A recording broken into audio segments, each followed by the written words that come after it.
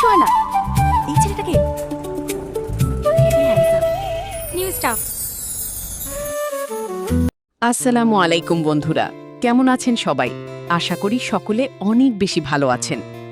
আজকের ভিডিওতে আমরা দেখব তোমায় লেখা শেষ চিঠি নাটকের রিভিউ। চলুন দেরি না করে শুরু করি আজকের ভিডিও। ভোলার বাড়ি। সকাল।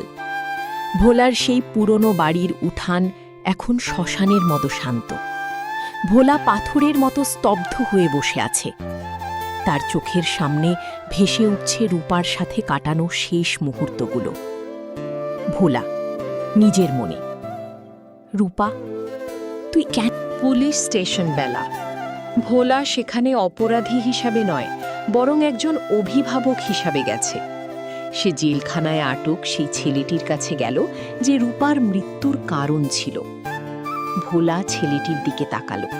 তার চোখে ঘৃণা নেই, বরং এক গভীর মমতা। ভোলা, তুই আমার রূপাকে কেড়ে নিয়েছিস, কিন্তু আমি তোকে ঘৃণা করতে পারছি না, কারণ রূপা তোকে ক্ষমা করে দিয়েছিল। ও বলতো মানুষ ভুল করে, কিন্তু ভুলের সংশোধন করতে হয়। আজ থেকে তুই আমার ভাই, বাইরে গিয়ে নতুন জীবন শুরু কর। ছেলেটি অবাক হয়ে ভোলার দিকে তাকিয়ে রইল।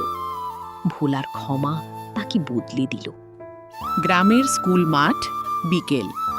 সবাই অবাক হয়ে দেখল ভোলা একটি এতিমখানায় ছেলে মেয়েদের নিয়ে আসছে। তারা সবাই ভোলাকে ঘিরে ধরেছে। ভোলা তাদের হাসি মুখে পড়াচ্ছে, তাদের আগলে রাখছে।